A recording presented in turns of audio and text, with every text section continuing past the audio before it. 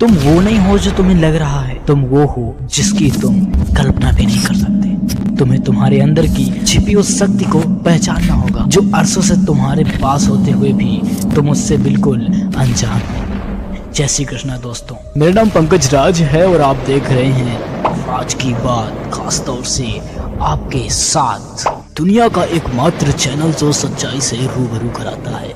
आज ही जुड़े, सब्सक्राइब करें राज टॉक और बेल आइकन दबाना ना भूलें। आज की वीडियो की शुरुआत होगी एक छोटी सी कहानी से जो कि रमेश की है। रमेश अपने परिवार का इकलौता लड़का है और उसके पेरेंट्स उससे बहुत प्यार करते हैं। उसके कई दोस्त हैं, वो अधिकतर अपने दोस्तों के साथ रहता है। जब रमेश की ग्रेजुएशन कंप्लीट हुई तो रमेश ने पढ़ाई छोड़ने की ठान ली और अपने गोल को अचीव करने में लग गया।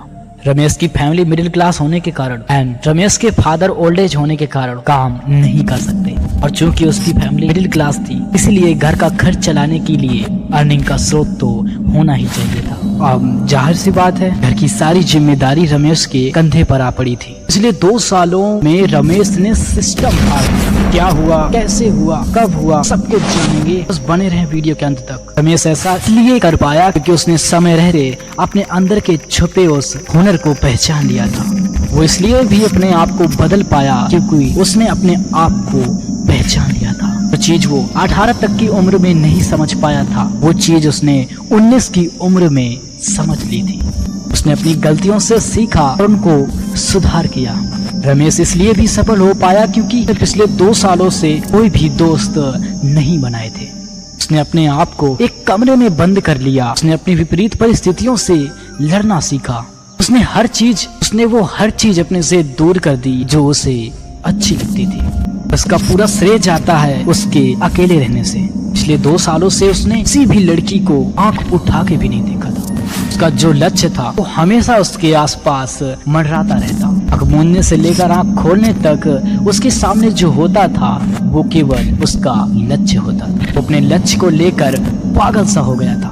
उसके पेरेंट्स उसको खूब समझाते कि बाहर जाया करो, सबसे मिला करो, समाज में बैठा करो, सबकी खानो खबर लिया करो, अरे तभी तो कोई तुम्हें पहचानेगा कि ये फलाने का लड़का है। पेरेंट्स के बार बार समझाने के बावजूद भी वो नहीं समझा। पता नहीं क्यों, पर शायद उसे पता था कि अकॉर्डिंग टू हिज पेरेंट सबसे पहला सबसे मिला करो।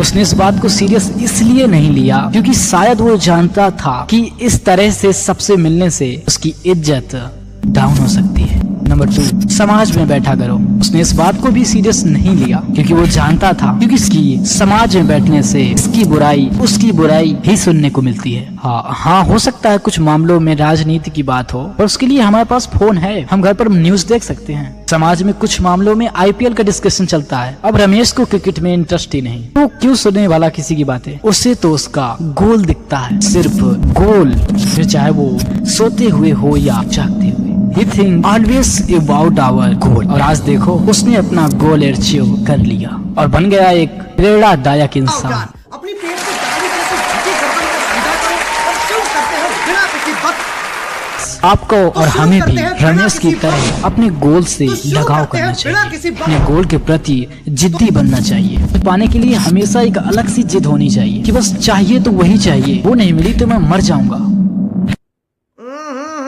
राजा जी पकड़ लिया साड़ू। माफ करना, मैं तमीज से मुझसे मैं इधर उधर निकल जाता हूँ।